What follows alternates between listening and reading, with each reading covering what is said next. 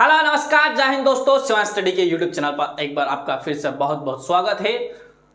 भारतीय संविधान संशोधन 103 जो कि ईडब्ल्यूएस कैटेगरी यानी कि इकोनॉमिकल वीकर सेक्शन, जो कि सामान्य वर्ग के इकोनॉमिकल वीकर सेक्शन के लोगों को आरक्षण देने की जो सुविधा देता था, उसके बारे में सुप्रीम कोर्ट का एक बड़ा फैसला सामने आया है दोस्तों। जी हाँ दोस्तों, भारतीय संविधान संशोधन 103वां संविधान संशोधन जो कि 2019 में हुआ था, वह क्या कहता था? वह कहता था कि जो सामान्य वर्ग के लोग हैं उनको भी आरक्षण का फायदा दिया जाएगा और उनको 10% आरक्षण का फायदा दिया जाएगा। उसी के बाद से बहस चालू हो गई थी कि उसके बाद से जैसे ही ये आया था, उसके बाद से ये जो कॉन्स्टिट्यूशन अमेंडमेंट हुआ था, उसी के बाद से कुछ बहस स्टार्ट हो गई थी।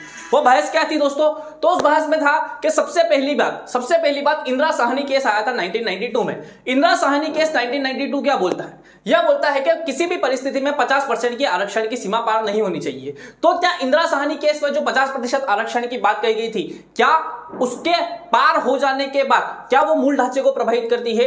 तो जब ये 103वां कॉन्स्टिट्यूशन अमेंडमेंट पास हुआ, उसके बाद से ही ये बात चर्चा में आ गई कि क्या ये मूल ढांचे को प्रभावित करता है। तो दो क्वेश्चन सामने उठकर आते हैं, क्या 50% से ज्यादा का आरक्षण संविधान के मूल ढांचे को प्रभावित करता है? दूसरी बात, आर्थिक आधार पर अगर आरक्षण देने की बात की गई है, तो क्या आर्थिक आधार पर आरक्षण केवल सामान्य वर्ग के लोगों को ही दिया जाएगा? क्या एससी वर्ग में, क्या एसटी वर्ग में, क्या ओबीसी वर्ग में आर्थिक आधार पर आरक्षण देना चाहिए या नहीं देना चाहिए? यह भी बात हो सकती है, क्या एससी एसटी ओबीसी को पहले से आरक्षण दिया जा रहा है इसलिए उसको इसमें सम्मिलित नहीं किया गया है, केवल सामान्य वर्ग के लोगों को भी किया गया है? तो इस प्रकार के बहुत सारे क्वेश्चन उठने लगे थे। तो उसके बाद से ये जो मामला था सुप्रीम कोर्ट में चल रहा था। अब सुप्रीम कोर्ट में आज के दिन क्या फैसला आया है? 8 नवंबर के दिन एक बड़ा फैसला आया है। 8 नवंबर के दिन 5 जजों ने क्या किया है, इसके संबंध में फैसला सुनाया है। 5 जजों की संविधान पीठ, देखो दोस्तों, जब भी संविधान पीठ बैठती है तो 2 या उससे अधिक जजों की संविधान पीठ बैठती है। तो इस ईडब्ल्यूएस कैटेगरी का आरक्षण जारी रखा जाए या न रखा जाए, इसके संबंध में भी क्या किया गया था? 5 जजों की संविधान पीठ बैठी थी। अब इन 5 जजों की संविधान पीठ में 3-2 से फैसला आया है, और ये जो 3-2 से फैसला आया है, ये ईडब्ल्यूएस कैटेगरी के पक्ष में आया है। यानी कि जो इकोनॉमिकल वीकर सेक्शन है, आर्थिक रूप से पिछड़े सामान्य वर्ग के जो लोग हैं, उनको जो आरक्षण दिया जा रहा है, उस आरक्षण को कंटिन्यू रखेगा, उनको निरंतर रखेगा, उसको समाप्त नहीं करेगा। अब इन 5 जजों में, इस 5 जजों की संविधान पीठ में कौन कौन सम्मिलित थे और कौन कौन सम्मिलित, किन किन ने क्या क्या तर्क दिए हैं, ये भी बात कर लें। इसके विपक्ष में 2 तर्क आते हैं। 2 जने ने इनके विपक्ष में तर्क दिया है। 5 जज थे, जिसमें से 3 ने इसके पक्ष में दिया है, 2 ने इसके विपक्ष में दिया है। तो 2 जज जो हैं, यूयू ललित जो कि चीफ जस्टिस ऑफ इंडिया है। यहां पर देख लीजिए सुप्रीम कोर्ट की कितनी पावर होती है। जहां पर चीफ जस्टिस ऑफ इंडिया विपक्ष में रहते हैं किसी फैसले के, और बाकी जो जज है वो पक्ष में रहते हैं, तो भी ऐसा कोई फैसला प्रभावित नहीं होता है। तो chief justice of India UU Lalit ji और आपके जस्टिस रविंद्र भट्ट, ये इसके विपक्ष में थे, यानी ईडब्ल्यूएस के जो आरक्षण है इसको समाप्त करना चाहते थे। लेकिन जस्टिस जेबी पारदीवाला और जस्टिस बी त्रिवेदी और जस्टिस दिनेश महेश्वरी, ये तीनों ने क्या किया है, इसके पक्ष में फैसला सुनाया है। इन तीनों के अपने बाद भी जो अंत होगा, उसके जब भी ये सेशन का अंत होगा, उस सेशन के अंत में या फिर अभी मैं आपको पढ़ के सुना देता हूं कि इन तीनों लोगों के द्वारा क्या किया गया है। जस्टिस दिनेश महेश्वरी क्या कहते हैं? केवल आर्थिक आधार पर दिया जाने वाला आरक्षण संविधान के ढांचे और असमानता के अधिकार का उल्लंघन नहीं करता है। आर्थिक आधार पर दिया जाने वाला जो आरक्षण है, संविधान के मूल ढांचे का क्या नहीं करता है, उल्लंघन नहीं करता। आरक्षण 50% तय सीमा के आधार पर भी ईडब्ल्यूएस के मूल ढांचे का उल्लंघन नहीं करता है, क्योंकि 50% की आरक्षण की सीमा अपरिवर्तनशील नहीं है। ये बोलते हैं आपके दिनेश माहेश्वरी जी। उसके बाद में जो आप बेला त्रिवेदी जी क्या बोलती हैं? बेला त्रिवेदी जी इसमें बोलती हैं कि मैं यह मानती हूं कि ईडब्ल्यूएस कैटेगरी को जो आरक्षण दिया जा रहा है, वो मूल ढांचे को उल्लंघन नहीं करता है और नहीं किसी तरह के पक्षपात करता है। यह बदलाव आर्थिक रूप से कमजोर तबके को मदद पहुंचाने के तौर पर ही देखा जाना चाहिए, इसे अनुचित तरीके से नहीं देखा जाना चाहिए। यह बोलती हैं बेला त्रिवेदी जी। उसके अगर है जस्टिस पादरीवाला जी क्या कहते हैं? जस्टिस पादरीवाला जी कहते हैं कि यह कहना चाहता हूं कि आरक्षण का अंत नहीं है, इसे अनंत काल तक जारी नहीं रखा जा सकता है, यानी आरक्षण को कभी ना कभी तो समाप्त होना है, वरना यह निजी स्वार्थ में तब्दील हो जाएगा, यानी कि निजी स्वार्थ में तब्दील हो जाएगा। आरक्षण सामाजिक और आर्थिक असमानता को कम करने के लिए लाया गया था।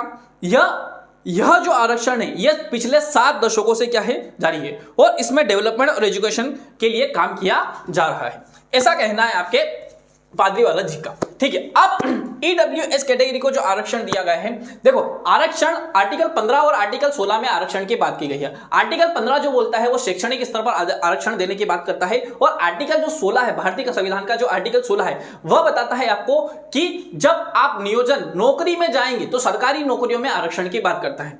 वह अलग अलग प्रकार के आरक्षण की बात करता है, यानी एससी एसटी को आरक्षण की बात करता है, ओबीसी को करता है, और ईडब्ल्यूएस वर्ग को आरक्षण देने की बात करता है।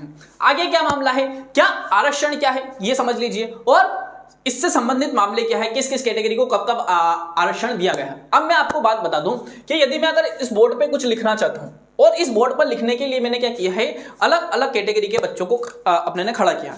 मान लेता हूं कि एक बच्चा जो है उसको खड़ा किया है जो मेरे यहां तक आता, एक बच्चा जो है मेरे यहां तक आता है, और एक मेरे इतना बड़ा बच्चा है, 3 बच्चों को मैंने खड़ा किया। ठीक है, अब 3 या एक और एक एक्स्ट्रा बच्चों को, 4 बच्चों को मैंने खड़ा किया। एक मेरे लेवल का है और मैंने बोला कि सबसे टॉप पर लिखना है इस बोर्ड के। अब इस सबसे टॉप पर लिखना है तो मेरे जितना जो बच्चा है वो आराम से लिख पाएगा, लेकिन मेरे से जो कम वाला बच्चा है उसको लिखने में तकलीफ आएगी, और उससे भी कम वाला है उसको और तकलीफ आएगी, और उससे भी कम हाइट वाला है उसको और कम और ज्यादा तकलीफ आएगी, वो मतलब लिख नहीं पाएगा। तो क्या करना चाहिए कि इनके लिए मेरे बराबर लाने के लिए, मेरे जितनी वाली हाइट वाले व्यक्ति के बराबर लाने के लिए इन तीनों जो बच्चे व्यक्ति हैं, इन दोनों व्यक्तियों को कुछ ना कुछ सुविधाएं दे देनी चाहिए, मतलब इनको अलग अलग साइज की स्टूल दे देनी चाहिए, ताकि ये क्या कर दें, यहां पर ऊपर लिखने के काबिल हो जाए, या इनका हाथ वहां तक ऊपर लिखने पर पहुंच जाए। यही आरक्षण है दोस्तों। जब पहले व्यक्तियों के ऊपर, अलग अलग जातियों के व्यक्तियों के ऊपर कुछ सामाजिक एवं आर्थिक कारण से अत्याचार हुए, उन अत्याचार की प्रतिपूर्ति करने के लिए, उनको सामान्य मानवीय के समक्ष लाने के लिए क्या किया गया, आरक्षण की व्यवस्था की गई।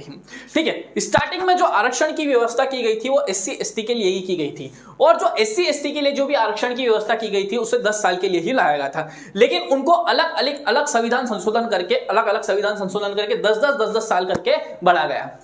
लास्ट बार जो एससी एसटी से आरक्षण को बढ़ाया गया है वो 104वां कॉन्स्टिट्यूशन अमेंडमेंट, यानी 104th कॉन्स्टिट्यूशन अमेंडमेंट के द्वारा इसको बढ़ाया गया, और एसटी एससी आरक्षण को 2029 तक के लिए का कर दिया गया। एससी के आरक्षण की बात करें तो ये 15% आरक्षण देने की बात करता है एससी कैटेगरी को। एसटी कैटेगरी की बात करें तो यहाँ पर 7.2% आरक्षण देने की बात करता है, 7.5% आरक्षण देने की बात करता है। अब क्या बात हुई, ये टोटल हो गया 22.5% आरक्षण हो जाता है दोस्तों। और ओबीसी वर्ग को जब आरक्षण दिया जाना लगा, तो ओबीसी वर्ग को जब आरक्षण दिया जा रहा तो मोरारजी देसाई सरकार आई थी 1979 में। उन्होंने एक मंडल की शुरुआत की थी, एक आयोग की स्थापना की गई थी जिसे बीपी मंडल के नाम से जाना जाता है।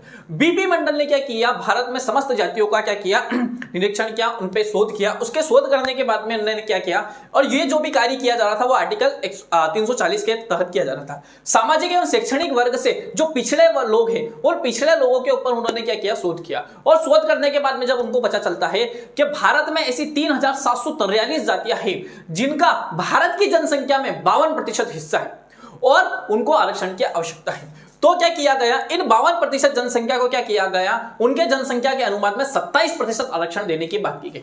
अब 27% आरक्षण देने की बात की गई तो वीपी सिंह सरकार के द्वारा, विश्वनाथ प्रताप सिंह सरकार के द्वारा इसमें क्या किया गया, इस 27% आरक्षण को देने की बात कही। अब इस 27% आरक्षण देने के साथ साथ में वीपी सिंह सरकार के द्वारा क्या कहा गया कि हम 10%, यहां से ईडब्ल्यूएस जो आरक्षण है यहां से शुरुआत होती है, हम 10% सवर्णों को, यानी उच्च जाति वाले लोगों को क्या करना चाह रहे हैं, 10% अतिरिक्त आरक्षण देने की बात करते हैं इस 27% के अलावा। अब ये 10% आरक्षण जो दिया जाएगा वो आर्थिक आधार पर दिया जाएगा, और सवर्णों को दिया जाएगा, यानी सामान्य वर्ग वालों को दिया जाएगा। ठीक है, तो 10% आरक्षण देने की बात की गई। लेकिन 1992 में ये वाला जो केस आता है, इंदिरा साहनी वाला केस, इसमें सुप्रीम कोर्ट क्या कहता है कि इस 27% आरक्षण की तो हम बात को मानते हैं, लेकिन ये जो 10% अतिरिक्त आरक्षण है, इस अतिरिक्त आरक्षण को हम आगे नहीं करेंगे, इसको हम यहाँ पे लोग लगाते हैं।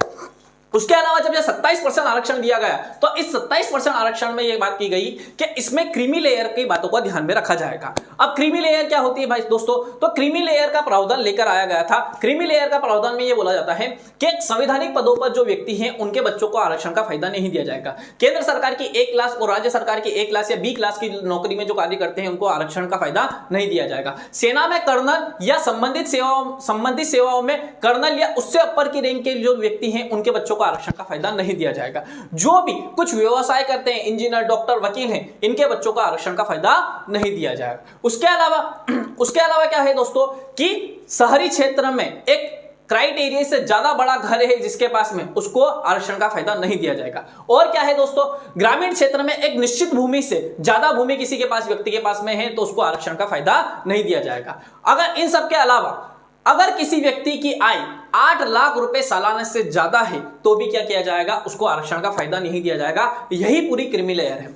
अब जब इसको 27% आरक्षण देने की बात की गई ओबीसी को, तो 27% आरक्षण जब ओबीसी को देने की बात की गई तो सुप्रीम कोर्ट में उसने कह दिया कि इसमें जो है क्रीमी लेयर का ध्यान रखा जाएगा, यानी कि ओबीसी के अंदर भी जो क्रीमी लेयर के अंदर नहीं आते हैं, क्रीमी लेयर से बाहर, क्रीमी लेयर के अंदर आते हैं, उनको आरक्षण का फायदा नहीं दिया जाएगा। जो क्रीमी लेयर से बाहर है उनको आरक्षण का फायदा दिया जाएगा। उसके बाद में आता है आपका आर्टिकल 103वां संविधान संशोधन, जो कि 2019 में लेकर आया जाता है।